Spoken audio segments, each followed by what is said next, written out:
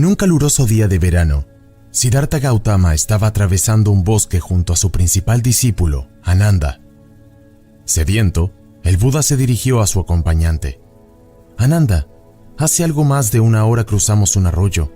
Por favor, toma mi cuenco y tráeme un poco de agua». «Me siento muy cansado».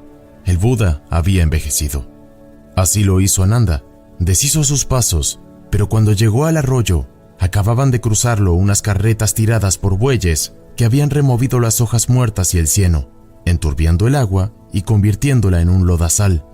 Esta agua ya no se podía beber, estaba demasiado sucia, así que Ananda regresó junto a su maestro con el cuenco vacío. «Tendrás que esperar un poco», dijo Ananda. «Iré por delante. He oído que solo a 4 o 5 kilómetros de aquí hay un gran río. Traeré el agua de allí». Pero Buda insistió: «Regresa y tráeme el agua de ese arroyo». Ananda quedó perplejo. No podía entender la insistencia, pero si su maestro lo solicitaba, él como discípulo debía obedecer. Así que volvió a tomar el cuenco en sus manos y se dispuso a iniciar el camino de regreso al arroyo. «Y no regreses sin el agua, sigue estando sucia», dijo Buda. «No hagas nada, no te metas en el arroyo. Simplemente siéntate en la orilla en silencio y observa. Antes o después el agua volverá a aclararse y entonces podrás llenar el cuenco». Molesto, Ananda volvió hasta allí, descubriendo que su maestro tenía razón. Aunque aún seguía algo turbia, el agua estaba visiblemente más clara, de modo que se sentó en la orilla observando pacientemente el flujo del río. Poco a poco el agua se tornó cristalina. Ananda tomó el cuenco y lo llenó de agua, y mientras lo hacía, comprendió que había un mensaje en todo esto. Ahora podía comprender. Rebosante de júbilo, Ananda regresó bailando hasta donde estaba Buda, entregándole el cuenco y postrándose a los pies de su maestro para darle las gracias. «Soy yo quien debería darte las gracias, me has traído agua», dijo Buda. «Volví enojado al río», contestó Ananda, «pero sentado en la orilla he visto cómo mi mente se aclaraba, al igual que yo en el agua, al igual que el agua del arroyo. Si hubiera entrado en la corriente se habría enturbiado de nuevo. Si salta dentro de la mente genera confusión y empiezan a aparecer problemas. He comprendido que puedo sentarme en la orilla de mi mente, observando todo lo que arrastra, sus hojas muertas, sus dolores, sus heridas, sus deseos. Despreocupado y atento, me sentaré en la orilla y esperaré hasta que se aclare. Por eso, mi maestro, yo te doy las gracias». Hace muchos años, en los tiempos de Buda, vivía una pobre mujer viuda llamada Kisa Gotami, que tenía un hijo al que adoraba. Un día su hijo enfermó y murió, y ella, loca de dolor, se negó a enterrarlo y lo llevaba consigo a todas partes, sin hacer caso de las palabras de consuelo y resignación que la gente le dirigía. Se aferró al cuerpo del bebé y no dejaba que nadie se lo quitara. Sujetándolo con toda su fuerza, recorrió la aldea entera, rogando a la gente que le diera una medicina para curarlo. Algunos se burlaban de ella, mientras que otros se asombraban o se quedaban perplejos. Lo único que quería era una medicina que devolviera la vida a su hijo. Por fin, alguien le sugirió que fuera a ver al Buda, quien tenía la fama de estar dotado de toda clase de poderes. Era considerado un gran santo capaz de hacer los mayores milagros y muy posiblemente él podría ayudarle. Con nuevas esperanzas corrió a buscarlo. La pobre mujer llegó con el cadáver de su hijo ante el maestro y, echándose a sus pies, le rogó entre sollozos que le diera una medicina para su hijo. Buda miró con dulzura a Kisa Gotami y al difunto hijo que traía en sus brazos. «Sí», le dijo, «puedo ayudarte, pero para hacer la medicina necesito que me traigas una semilla de mostaza». Fascinada, Kisa Gotami estaba a punto de correr a buscarla. En cualquier casa de la India había una vasija en la cocina donde se guardaban semillas de mostaza. Pronto tendría la medicina para su hijo. «Solo que hay una condición», siguió diciendo Buda. «La semilla debe venir de un hogar donde nadie haya muerto». Sin pensarlo más, la viuda, llena de esperanzas, partió para la ciudad y empezó su búsqueda. Kisa Gotami anduvo de casa en casa y en todas partes encontró personas que querían ayudarla con la mejor voluntad, pero siempre escuchó la misma historia. Aquí una esposa, allá un marido, un hermano o una hermana, una madre o un padre, un hijo o una hija. No había casa en donde no lamentaran la muerte de algún ser querido. Pocos son los que quedan vivos, muchos son los que se han ido. No reavive nuestros tristes recuerdos. Así le dijeron una y otra vez. Lentamente Kisa Gotami se fue dando cuenta que a todos los había visitado la muerte y que ella no era la única que lamentaba una pérdida. Calmada y sobria miró a la criatura que traía en los brazos y terminó por aceptar que la vida había abandonado su cuerpo. Llevó a su hijo al cementerio y se despidió de él por última vez, y a continuación regresó a buscar al Buda. Buda le dio la bienvenida y le preguntó si había conseguido la semilla de mostaza. No, respondió ella, pero empiezo a comprender la lección que intentas enseñarme. Mi hijo ya no existe, ha muerto y lo he enterrado junto a su padre. Buda le dijo con gran compasión: creíste que solo tú habías perdido a tu hijo. La ley natural es que todo cambia y nada es permanente entre los seres vivos. Kisa Gotami le dijo al maestro que quería seguir aprendiendo sobre sus enseñanzas, y desde entonces hasta su muerte fue su discípula. La búsqueda de Kisa Gotami le enseñó que nadie se libra del sufrimiento y la pérdida. Ella no era una excepción. Esa comprensión no eliminó el sufrimiento inevitable que significa toda pérdida, pero redujo el sufrimiento que deriva de luchar y resistirse a aceptar ese hecho. Un día, el gran maestro le dijo a sus discípulos: «Atended un momento, quería pediros una cosa. Soy viejo ya, y es vuestro deber ayudarme a sobrevivir de la mejor manera posible. No tengo dinero y lo necesito». «Pero maestro», dijo uno de sus discípulos, «con lo poco generosos que son aquí, ¿cómo conseguiremos reunir el dinero?» «Sí, ya sé que la forma más natural de conseguir el dinero es pidiéndolo, pero hay otra forma, cogiéndolo. En realidad, es algo que nos correspondería hacer, ¿no es así? Una especie de paga por nuestros servicios. Lo que pasa es que yo soy mayor y no puedo hacerlo, pero vosotros sois jóvenes y no os costará tanto. No es muy difícil, solo tenéis que escoger a algún hombre rico y apropiaros de su bolsa en algún lugar en donde nadie os vea. Eso sí, sin hacerle daño». Al principio todos se quedaron un tanto sorprendidos de que su maestro les pidiera robar, pero al cabo de un rato, la mayoría de sus discípulos estaba conforme con la petición. «Claro, maestro, por ti haremos todo lo que haga falta, iremos a por el dinero». Todos sus compañeros son muy valientes y han decidido ayudarme con el plan. Pero tú, sin embargo, tú no dices nada. ¿Por qué? «Lo siento, maestro. Si no dije nada es porque veo el plan inviable». «¿Inviable?», dijo Buda. «Sí, maestro. Tú mismo dijiste que escogiéramos un lugar en donde nadie nos viera robar, pero no existe tal lugar. En cualquier lugar en donde yo esté, yo me veré robar. Preferiría mendigar que permitir que mi yo vea que hago algo con lo que no estoy de acuerdo». El maestro entonces sonrió y dijo muy contento: «¡Qué alegría! Me enorgullece comprobar que al menos uno de mis discípulos lo ha entendido todo». Entonces el resto agachó la cabeza al darse cuenta de que su maestro les había puesto una prueba, y se sintieron muy arrepentidos de haber caído en la trampa. Desde entonces, cada vez que escuchaban en su cabeza un pensamiento indigno o sentían tentaciones de obrar mal, recordaban eso que su compañero dijo: «Mi yo me ve», y lo desterraban de su mente. Nuestra conciencia nos acompaña a todas partes. No existe ningún lugar efectivamente en donde podamos mantenernos invisibles y alejarnos de ella. Este es el mensaje que este fantástico cuento corto nos traslada. Aprende a reconocer las tentaciones. La mayoría de los discípulos del maestro no supieron ver que les estaban poniendo a prueba. La prueba era en realidad una trampa, una tentación. En este caso, el maestro les tentaba y les proponía mostrar su fidelidad a pesar de cometer un acto inapropiado. Ellos decidieron caer en la tentación de cumplir la orden de su maestro a pesar de todo, porque no se dieron cuenta de que en realidad era una prueba. La conciencia va a todas partes con nosotros. Podrás esconderte de los ojos de otras personas, pero debes saber, tal y como nos recuerda el discípulo que supo decir que no al maestro, que nunca podrá ser invisible a los ojos de nuestra propia conciencia. Así, cada vez que cometas un comportamiento inadecuado o te llegue algún pensamiento malo, puedes recordar que tu yo interno te ve. De ahí que cada vez que hacemos algo que consideramos inapropiado, sintamos remordimientos. Nuestro yo nos lo recuerda porque lo vio, y en realidad somos bien conscientes de ello. La necesidad de aprender a decir que no.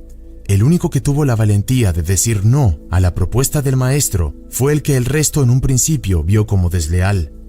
Sin embargo, la lealtad se manifiesta muchas veces en esa capacidad de mantenernos íntegros y fieles a nuestros valores y en la fortaleza y convicción de estar haciendo lo adecuado.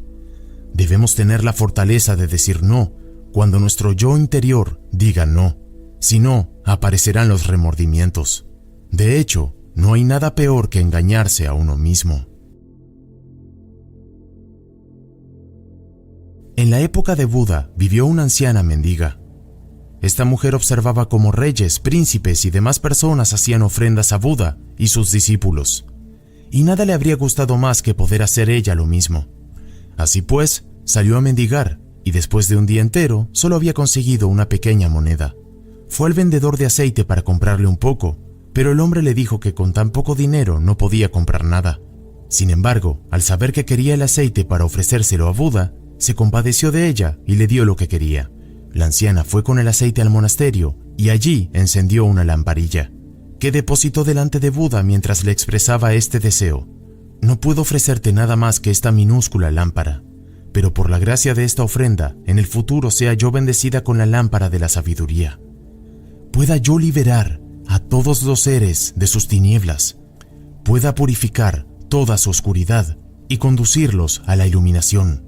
A lo largo de la noche se agotó el aceite de todas las demás lamparillas, pero la de la anciana aún seguía ardiendo. Al amanecer, cuando llegó Maudagaliana, discípulo de Buda, para retirarlas, al ver que aquella todavía estaba encendida, llena de aceite y con una mecha nueva, pensó: no hay motivo para que esta lámpara permanezca encendida durante el día, y trató de apagarla con un soplido. Pero la lámpara continuó encendida. Trató de apagarla con los dedos, pero siguió brillando. Trató de extinguirla con su túnica, pero aún así siguió ardiendo. Buda, que había estado contemplando la escena, le dijo: discípulo mío, ¿quieres apagar esta lámpara? No podrás. No podrías ni siquiera moverla, y mucho menos apagarla.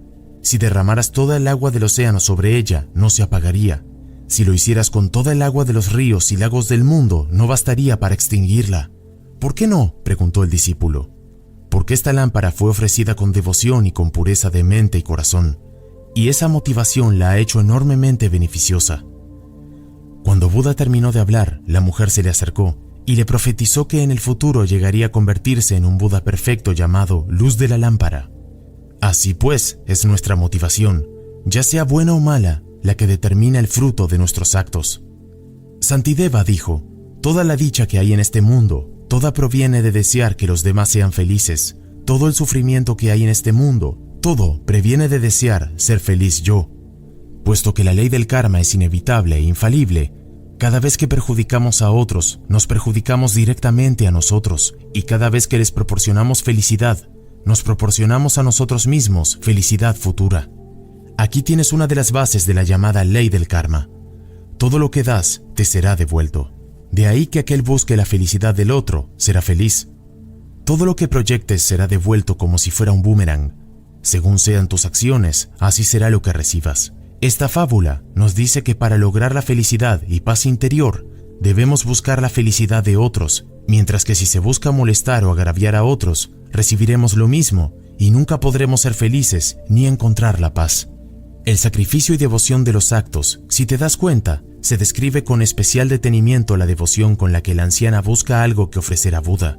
Los actos en sí no son importantes. Lo que da importancia a nuestros actos es la ilusión y devoción con la que se planean y ejecutan. Por sí solo un regalo no tiene valor, lo que le da valor es la ilusión con la que se busca. Del deseo al acto, por mucho que desees algo, no se cumplirá si no te pones manos a la obra. Los deseos y las metas deben buscarse mediante actos, no solo por desear algo se cumplirá, precisa de esfuerzo y sacrificio. Un sabio budista convocó un concurso de pintura al que acudieron muchísimos artistas de todo el mundo. La temática del concurso era la paz perfecta. Los pintores comenzaron a plasmar lo que ellos entendían por paz a través de hermosos paisajes, atardeceres cálidos sobre montañas altísimas o bien rayos de sol acariciando las más bellas flores. Sin embargo, uno de los pintores creó un cuadro muy diferente al resto. Su paisaje mostraba un mar enfurecido, nubes amenazantes y un precipicio sobre el que se alzaba un árbol. El supervisor de las obras pensó que se había equivocado de temática y decidió no presentarlo para su evaluación final. El maestro budista comenzó a mirar los cuadros que se habían presentado al concurso, pero no conseguía encontrar la obra perfecta. ¿No se ha presentado nadie más?, preguntó. Bueno, solo queda un cuadro, pero no tiene nada que ver con la temática que habíamos pedido, dijo el supervisor del concurso. Sea como sea se ha presentado, tiene derecho a que su obra esté entre todas estas. Deja que lo vea. Entonces llevaron el cuadro del mar embravecido hasta el maestro, y después de observarlo, éste sonrió. Al fin tenemos un ganador. ¿Pero cómo? ¿Es el cuadro que representa la paz perfecta? No puede ser, exclamó el supervisor. Sí lo es. Si te fijas sobre el árbol que se asoma al precipicio y bajo la tormenta, un pequeño pájaro descansa en su nido, ajeno al viento y al oleaje. Este es sin duda el mejor ejemplo de la paz perfecta. La paz no está a nuestro alrededor, sino dentro de nosotros. Por eso la paz perfecta es aquella que se consigue manteniéndose firme a pesar de todo lo que a uno lo rodea. Mantenerse en calma a pesar de la tempestad es el ejemplo del cuadro que ganó el concurso. Es una bella metáfora sobre cómo lograr la paz perfecta. No es aquella que intenta evitar los problemas y aislarse de los peligros, sino la que a pesar de los obstáculos, de las tempestades, de los peligros, se mantiene firme y tranquila. Es aquella que no tiene miedo y cree en sus posibilidades, la que le planta cara a la lluvia, al viento, y a pesar de ellos no se mueve. La paz está dentro de nosotros.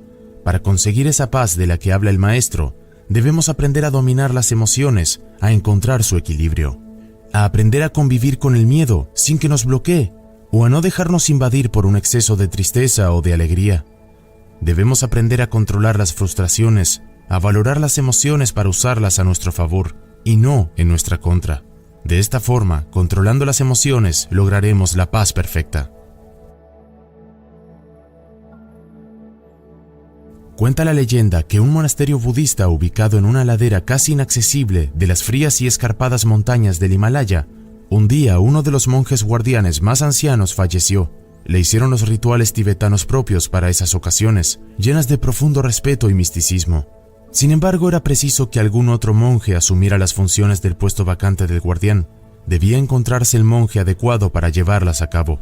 El gran maestro convocó a todos los discípulos del monasterio para determinar quién ocuparía el honroso puesto del guardián. El maestro, con mucha tranquilidad y calma, colocó una magnífica mesita en el centro de la enorme sala en la que estaban reunidos, y encima de esta colocó un exquisito jarrón de porcelana, y en él una rosa amarilla de extraordinaria belleza, y dijo: «He aquí el problema.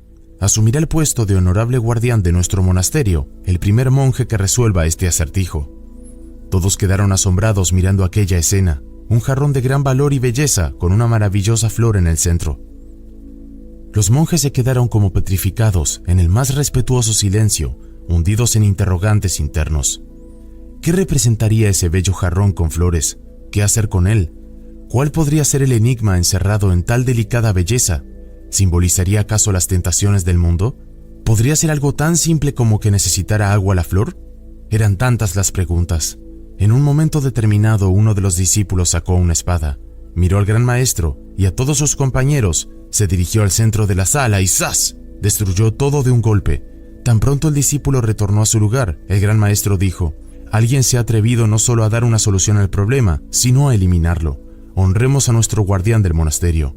En realidad poco importa cuál sea el problema. Hay problemas cuyo aspecto nos confunde, pues halaga los sentidos. En el fondo sigue siendo un problema. Si el problema es exactamente eso, un problema, y precisa ser eliminado, no importa que se trate de una mujer sensacional, o de un hombre maravilloso, o de un gran amor que se ha esfumado. Por más hermosa que haya sido la experiencia que has vivido o lo significativa que haya sido la persona con quien has estado, si no existiera más sentido para ello en tu vida, tiene que ser eliminado. Muchas personas cargan la vida entera el peso de cosas que fueron muy importantes en su pasado y que hoy solamente ocupan un espacio inútil en sus mentes, espacio que es indispensable para recrear la vida. Un antiguo proverbio chino dice: «Para que tú puedas beber vino en una copa que se encuentra llena de té, es necesario primero tirar el té, y entonces podrás servir y beber el vino». Limpia tu vida. Comienza por las gavetas, armarios, hasta llegar a aquellas personas del pasado que no tienen más sentido que sigan ocupando un espacio en tu mente. Exígete a ti mismo lo que te gustaría exigirle a los demás, y a los demás dejarlos tranquilos sin esperar nada de ellos. Así te ahorrarás disgustos. No te quejes con tu Dios diciéndole que tienes un gran problema. Dile a tu problema que tienes un gran Dios, y ese Dios eres tú. Cierto día, Buda se hallaba predicando su doctrina para la conversión del mundo en las cercanías de Savatthi. un hombre con grandes riquezas y que sufría de muchas dolencias se le acercó a Buda. El hombre tenía las manos juntas y le dijo: «Oh señor Buda, perdóname por mi falta de respeto y no saludar como debería, pero sufro mucho de obesidad, somnolencia excesiva y otras molestias, por lo que no puedo moverme sin sentir dolor». Y el Tathagata, término como se le conocía a Buda, al ver los lujos de los que estaba rodeado el hombre, le preguntó: «¿Deseas conocer la causa de tus dolencias?». Y cuando este hombre lleno de riquezas expresó su voluntad de aprender, Buda dijo: «Hay 5 cosas que producen la condición de la que te quejas. La primera de ellas son las cenas opulentas. Lo segundo es dormir en exceso. Lo tercero es el anhelo del placer. La cuarta es la irreflexión. Y la quinta y la última es la falta de ocupación. Intenta ejercitar el autocontrol en tus comidas y asume algunos deberes que desarrollarán tus habilidades para ser útil a tus semejantes. Si sigues este consejo, prolongarás tu vida». Este hombre grabó en su mente cada una de las palabras de Buda y después de algún tiempo, y ya habiendo recuperado su movilidad y juventud, él regresó a donde se encontraba Buda, pero esta vez fue sin caballos, sin lujos. Y entonces le dijo: «Maestro, has curado mis dolencias corporales. Ahora vengo a buscar la iluminación de la mente». Y Buda le dijo: «El mundano nutre su cuerpo, pero el sabio nutre su mente. El que se entrega a la satisfacción de su apetito obra su propia destrucción, pero el que camina en el sendero tendrá tanto la salvación del mal como una vida larga y plena. En esta vida, si solo alimentamos nuestro vientre y nuestros deseos, ¿qué será de nosotros? Si duermes demasiado, caminas sin pensar y simplemente persigues el placer. No eres de ninguna utilidad para tu comunidad o tus semejantes. ¿Qué será de ti si ahora eres solo una pequeña raíz naciente? ¿En qué tipo de árbol te convertirás al vivir siempre de esa forma? Encuentra siempre el yin y el yang, la cantidad adecuada de sueño, nutrición y utilidad. Disfruta de la vida, pero también asegúrate de ocuparte en algo. Encuentra el significado de tu vida. Fíjate que algunas metas que siempre tratarán de nutrir tu mente, hacerla expandirse para que puedas entender lo que hay en este universo. Esto es Universo Consciente. Si te ha gustado este video, puedes dar like, comentar o suscribirte. ¡Vamos, inténtalo! Te estamos esperando.